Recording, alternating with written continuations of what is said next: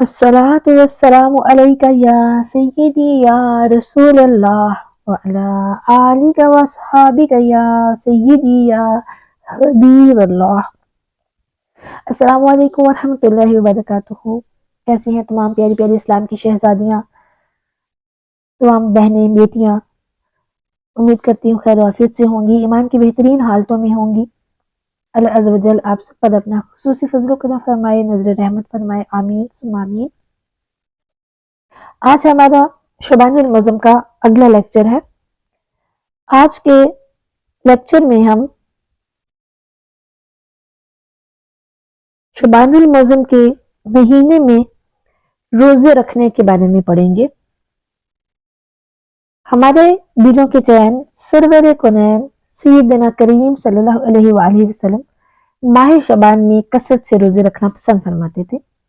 چنانچہ حضرت سیدنا عبداللہ بن ابی قیس رضی اللہ تعالیٰ عنہ سے مروی ہے، انہوں نے ام المومنین ماں جان سیدتنا عائشہ صدیقہ رضی اللہ تعالیٰ عنہا کو فرماتے ہوئے سنا کہ انبیاء کرام کے سرتاج صاحب معراج صلی اللہ علیہ وآلہ وسلم کا پسندیدہ مہینہ شعبان المعظم تھا کہ اس میں روزے رکھا کرتے، پھر اسے رمضان مبارک سے ملا دیتے۔ پھر ایک اور روایت ہے سنن نسائی میں کہ حضرت سیدنا اسامہ بن زید رضی اللہ تعالیٰ عنہ فرماتے ہیں کہ میں نے عرض کی یا رسول اللہ صلی اللہ علیہ وآلہ وسلم، میں دیکھتا ہوں کہ جس طرح آپ صلی اللہ علیہ وآلہ وسلم شعبان میں روزے رکھتے ہیں اس طرح کسی بھی مہینے میں نہیں رکھتے۔ کریم آقا علیہ الصلوۃ والسلام نے فرمایا رجب اور رمضان کے بیچ میں یہ مہینہ ہے، لوگ اس سے غافل ہیں، اس میں لوگوں کے اعمال اللہ رب العالمین کی طرف اٹھائے جاتے ہیں اور مجھے یہ محبوب ہے کہ میرا عمل اس حال میں اٹھایا جائے کہ میں روزے دار ہوں۔ سبحان اللہ۔ ایک اور روایت ہے حضرت سیدنا عائشہ صدیقہ رضی اللہ تعالیٰ عنہ فرماتی ہیں کہ رسول اللہ صلی اللہ علیہ وآلہ وسلم پورے شعبان کے روزے رکھا کرتے تھے۔ فرماتی ہیں کہ میں نے عرض کی یا رسول اللہ صلی اللہ علیہ وآلہ وسلم، کیا سب مہینوں میں آپ علیہ الصلوۃ والسلام کے نزدیک زیادہ پسندیدہ شعبان کے روزے رکھنا ہے؟ تو پیارے کریم آقا صلی اللہ علیہ وآلہ وسلم نے ارشاد فرمایا اللہ عز و جل اس سال مرنے والی ہر جان کو لکھ دیتا ہے اور مجھے یہ پسند ہے کہ میرا وقت رخصت آئے اور میں روزے دار ہوں۔ پھر بخاری شریف میں ہے ماں جان سیدنا عائشہ صدیقہ رضی اللہ تعالیٰ عنہ فرماتی ہے کریم آقا صلی اللہ علیہ وسلم شعبان سے زیادہ کسی مہینے میں روزے نہ رکھا کرتے بلکہ پورے شعبان ہی کے روزے رکھ لیا کرتے تھے اور فرمایا کرتے اپنی استطاعت کے مطابق عمل کرو کہ اللہ عز و جل اس وقت تک اپنا فضل نہیں روکتا جب تک تم اکتا نہ جاؤ۔ ایک اور روایت ہے کہ شارح بخاری حضرت علامہ مفتی محمد شریف الحق امجدی علیہ رحمہ کہ اس حدیث پاک کے تحت لکھتے ہیں، یعنی یہ جو ابھی میں نے حدیث پاک آپ سے بیان کی اس کے بارے میں لکھتے ہیں کہ اس سے مراد یہ ہے کہ شعبان میں اکثر دنوں میں روزے رکھتے تھے، اسے تغلیباً یعنی غلبے اور زیارت کے لحاظ سے کل یعنی سارے مہینے کے روزے رکھنے سے تعبیر کر دیا، جیسے کہتے ہیں فلاں نے پوری رات عبادت کی جبکہ اس نے رات میں کھانا بھی کھایا ہو اور ضروریات سے فراغت بھی کی ہو۔ یہاں تغلیباً اکثر کو کل کہہ دیا۔ مزید فرماتے ہیں کہ اس حدیث سے معلوم ہوا کہ شعبان میں جس سے قوت ہو وہ زیادہ سے زیادہ روزے رکھے، البتہ جو کمزور ہو وہ روزہ نہ رکھے کیونکہ اس سے رمضان کے روزوں پر بھی اثر پڑے گا۔ یہی محمل یعنی مراد اور مقصد ہے ان احادیث کا جن میں فرمایا گیا کہ نصف یعنی آدھے شعبان کے بعد روزہ نہ رکھو۔ ایک اور روایت ہے ام المومنین حضرت عائشہ صدیقہ رضی اللہ عنہا فرماتی ہیں کریم آقا صلی اللہ علیہ وآلہ وسلم کو میں نے شعبان سے زیادہ کسی مہینے میں روزے رکھتے نہیں دیکھا۔ آپ علیہ الصلوۃ والسلام سوائے چند دن کے پورے ہی ماہ کے روزے رکھا کرتے تھے۔ سبحان اللہ۔ پھر ایک اور روایت ہے امیر المومنین حضرت علی مرتضی کرم اللہ وجہ الکریم شعبان المعظم کی 15ویں رات یعنی شب برات میں اکثر باہر تشریف لاتے۔ ایک بار اسی طرح شب برات میں باہر تشریف لائے اور آسمان کی طرف نظر اٹھا کر فرمایا ایک مرتبہ اللہ تعالیٰ کے نبی حضرت سیدنا داؤد علیہ السلام نے شعبان کی 15ویں رات آسمان کی طرف نگاہ اٹھائی، فرمایا یہ وہ وقت ہے کہ اس وقت میں جس شخص نے جو بھی دعا اللہ تعالیٰ سے مانگی اس کی دعا اللہ نے قبول فرمائی، اور جس نے مغفرت طلب کی اللہ نے اس کی مغفرت فرما دی، بشرطے کہ دعا کرنے والا اشاعت یعنی ظلمن ٹیکس لینے والا، جادوگر، کاہن اور باجا بجانے والا نہ ہو۔ پھر یہ دعا کی کہ اے اللہ، اے داؤد کے پروردگار، جو اس رات میں تجھ سے دعا کرے یا مغفرت طلب کرے تو تو اسے بخش دے۔ سبحان اللہ۔ اب محروم لوگ کون ہیں؟ شب برات بے حد اہم رات ہے، کسی صورت بھی اسے غفلت میں نہ گزارا جائے۔ اس رات رحمتوں کی خوب برسات ہوتی ہے۔ اس مبارک شب میں اللہ تعالیٰ بنی کلب کی بکریوں کے بالوں سے بھی زیادہ لوگوں کو جہنم سے عذاب فرماتا ہے۔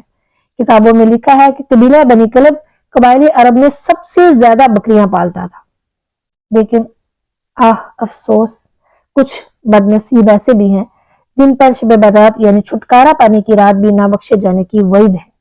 حضرت سیدنا امام بہقی شافعی علیہ رحمہ فضائل الاوقات میں نقل کرتے ہیں کہ رسول اللہ صلی اللہ علیہ وآلہ وسلم کا فرمان عبرت شان ہے، 6 آدمیوں کی اس رات کی بخشش نہیں ہوگی، اور وہ 6 آدمی کون ہیں؟ شراب کا عادی، والدین کا نافرمان، زنا کا عادی، قطع تعلق کرنے والا، تصویر بنانے والا اور چغل خور۔ اب یہ دیکھیں وہ 6 لوگ ہیں کہ جن کی بخشش اس رات بھی نہیں ہوگی کہ جس رات اللہ تعالیٰ سب کو بخش دیتا ہے۔ اللہ تعالیٰ ہمیں معاف فرمائے اور ہمارے معاشرے سے یہ تمام برائیاں دور فرمائے، مسلمانوں کو ان بیماریوں سے، ان برائیوں سے نکالے، آمین آمین۔ اسی طرح کاہن، جادوگر تکبر کے ساتھ پاجامہ یا تہبند ٹخنوں کے نیچے لٹکانے والے اور کسی مسلمان سے بلا اجازت شرعی بغض اور کینہ رکھنے والے پر بھی اس رات مغفرت کی سعادت سے محرومی کی وعید ہے۔ چنانچہ تمام مسلمانوں کو چاہیے کہ متذکرہ یعنی بیان کردہ گناہوں میں سے اگر معاذاللہ کسی گناہ میں ملوث ہوں تو بالخصوص اس گناہ سے اور بالعموم ہر گناہ سے شب برات کے آنے سے پہلے بلکہ آج سے اور ابھی سے سچی توبہ کر لے، اور اگر بندوں کے حقوق غضب کیے ہیں، ان کی حق تلفیاں کی ہیں، تو توبہ کے ساتھ ساتھ ان کی معافی تلافی کی بھی ترکیب فرما دیجئے۔ یہاں پر امام احمد رضا خان بریلوی رحمۃ اللہ تعالیٰ علیہ کا ایک واقعہ شیئر کروں گی کہ امام احمد رضا خان علیہ رحمہ انہوں نے اپنے ایک ارادت مند یعنی معتقد کو شب برات سے قبل توبہ اور معافی تلافی کے تعلق سے ایک مکتوب ارسال فرمایا جو کہ اس کی افادیت کے پیش نظر حاضر خدمت ہے۔ چنانچہ کلیات مکاتیب رضا جلد اول صفحہ 356 تا 357 پر ہے۔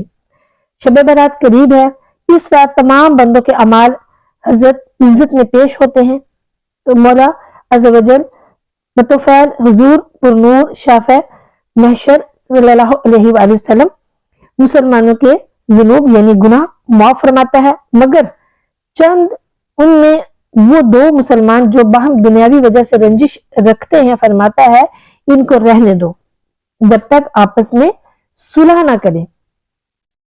لہذا اہل سنت کو چاہیے کہ حت الوسع قبل غروب آفتاب 14 شعبان باہم ایک دوسرے سے صفائی کر لیں، یعنی ایک دوسرے سے معافی تلافی کر لیں، ایک دوسرے کے حقوق ادا کر دیں یا ایک دوسرے کے حقوق ادا کر دیں یا معاف کروا لیں، یعنی جو حقوق العباد ہیں ان کو معاف کر لیں تاکہ آپ کا جو نام اعمال ہے، آپ کے جو اعمال نامے ہیں وہ خالی ہو کر بارگاہ رب العزت میں پیش ہوں۔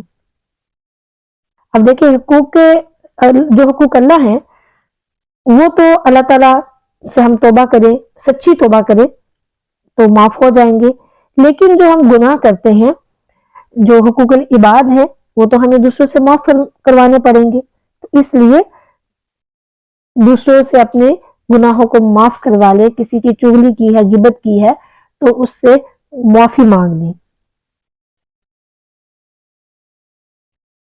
14 شعبان المعظم شب برات کی رات، اس کی بہت فضیلت ہے۔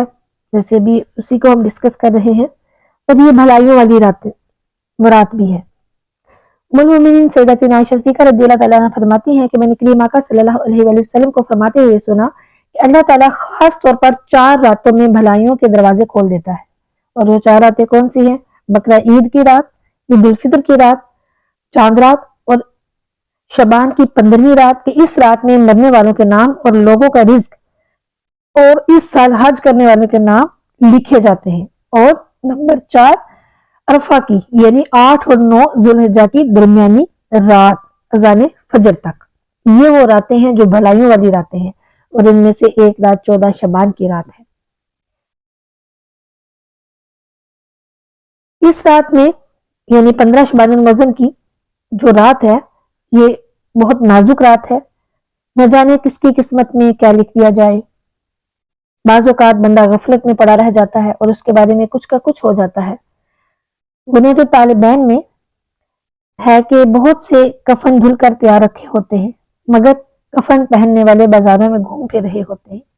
کافی لوگ ایسے ہوتے ہیں کہ ان کی قبریں کھودی جا چکی ہوتی ہیں، مگر ان میں دفن ہونے والے خوشیوں میں مست ہوتے ہیں۔ بعض لوگ ہنس رہے ہوتے ہیں، حالانکہ ان کی موت کا وقت قریب آ چکا ہوتا ہے۔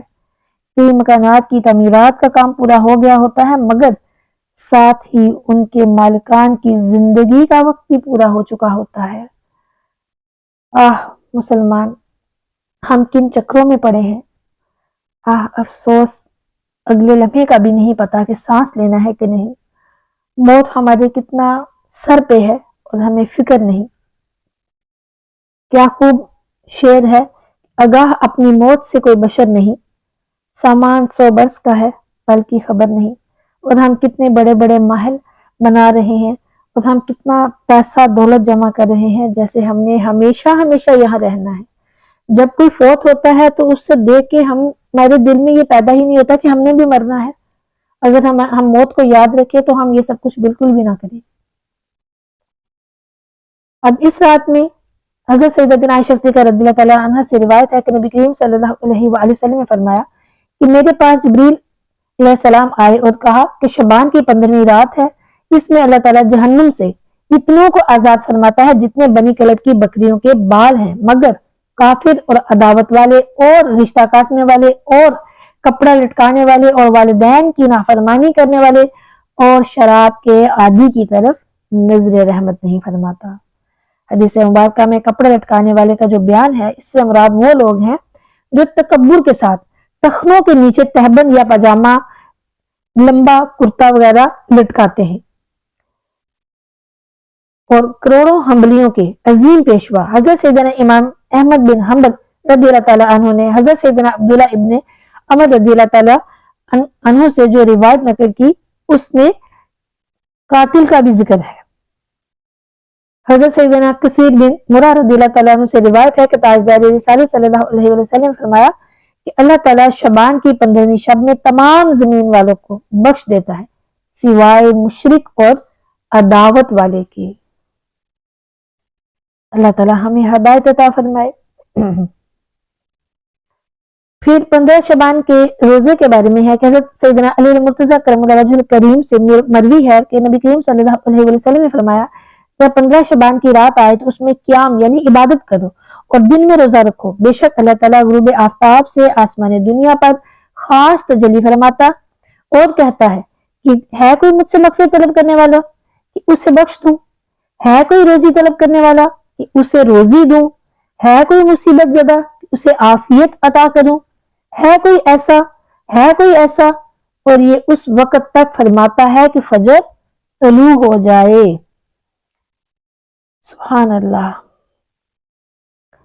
شب برات میں اعمال نامے تبدیل ہوتے ہیں، لہذا ممکن ہو تو 14 شعبان المعظم کو بھی روزہ رکھ لیا جائے تاکہ اعمال نامے کے آخری دن میں بھی روزہ ہو، اور 14 شعبان کو عصر کی نماز باجماعت پڑھ کر وہی نفل اعتکاف کر لیا جائے اور نماز مغرب کے انتظار کی نیت سے مسجد میں ہی ٹھہرے رہیں تاکہ نامہ اعمال تبدیل ہونے کے آخری لمحات میں مسجد کی حاضری، اعتکاف اور انتظار نماز وغیرہ کا ثواب لکھا جائے۔ اور جو بہنیں ہیں، یہ بھائیوں کے لیے ہے، اور جو بہنیں ہیں وہ بھی اسی طرح کریں کہ وہ بھی نماز ادا کریں اور नफिल की नीयत से थोड़ी देर के लिए एतकाफ कर लें, नफली एतकाफ कर लें, यानी कि नमाज अदा करें और उसके बाद थोड़ी देर बैठ जाएं। आपको पता है कि एतकाफ कुछ मिनटों का, कुछ घंटों का, कुछ दिनों का भी होता है। ये नफली एतकाफ है, आप 1 घंटे 2 घंटे का भी कर सकती हैं। फिर अमीरुल मोमिनीन हजरत सैयदना उमर बिन अब्दुल अजीज एक मरतबा शुबानुल मुअज़्ज़म की 15वीं रात यानी शब बारात इबादत में मसरूफ थे। सर उठाया तो एक सब्ज पर्चा मिला जिसका नूर आसमान तक फैला हुआ था। उस पर लिखा हुआ था, खुदाए मालिक व गालिब की तरफ से ये जहन्नुम की आग से आजादी का परवाना है जो उस बंदे उमर बिन अब्दुल अजीज को अता हुआ है। सुभान अल्लाह अज़्ज़ व जल। इस हिकायत में जहां अमीरुल मोमिनीन सैयदना उमर बिन अब्दुल अजीज रज़ियल्लाहु तआला अन्हु की अजमत और फजीलत का इजहार है, वही शब बारात की रिफत और शराफत का भी ज़ुहूर है। अल्हम्दुलिल्लाह अज़्ज़ व जल। ये मुबारक शब जहन्नुम की भड़कती आग से बरात यानी छुटकारा पाने की रात है, इसीलिए इस रात को शब बरात कहा जाता है। और मामूलात औलिया कराम में से है कि मगरिब के फर्ज और सुन्नत वगैरह के बाद 6 रकत नफल 2 रकत करके अदा किए जाए। पहली 2 रकतों से पहले ये नियत की जाए कि या अल्लाह इन 2 रकतों की बरकत से मुझे दराजी उम्र बिल खैर अता फरमा। दूसरी 2 रकतों में ये नियत फरमाए कि या अल्लाह इन 2 रकतों की बरकत से बुलाओं से मेरी हिफाजत फरमा। तीसरी 2 रकतों के लिए नियत की जाए कि या अल्लाह इन 2 रकतों की बरकत से मुझे अपने सिवा किसी का मुहताज ना कर। इन 6 रकतों में सूरह अल फातिहा के बाद जो चाहे वो सूरतें पढ़ सकते हैं। चाहे तो हर रकत में सूरह अल फातिहा के बाद 3 बार सूरह इखलास पढ़ लीजिए। हर 2 रकत के बाद 21 बार सूरह इखलास या 1 बार सूरह यासीन भी पढ़ सकते हैं, बल्कि हो सके तो दोनों ही पढ़ लें। ये भी हो सकता है कि कोई एक बुलंद आवाज से पढ़े और यानी यासीन पढ़े और एक भाई पढ़े और दूसरे भाई खामोशी से कान लगाकर सुने। और बुजुर्गान दीन फरमाते हैं कि ये वाले नवाफिल अदा करने के बाद फिर दुआए निसफ शबानुल मुअज़्ज़म वो पढ़ी जाए तो इसकी बहुत सी बरकतें हासिल होंगी। जो बहनें हैं वो भी अपने घर में इंतजाम कर सकती हैं और ये नवाफिल पढ़ सकती हैं। अगर सूरह यासीन नहीं आती तो सूरह इखलास पढ़ सकती हैं। इस तरीके से ये वाले नवाफिल वो अदा कर सकती हैं। अल्लाह ताला से दुआ है कि वो हमें अपने नेक बंदों के साथ शामिल फरमाए। हमें गुलामी रसूलुल्लाह सल्लल्लाहु अलैहि वसल्लम, गुलामी अहले बैत, गुलामी सहाबा कराम, गुलामी औलिया अल्लाह अता फरमाए। आमीन सुम्मा आमीन।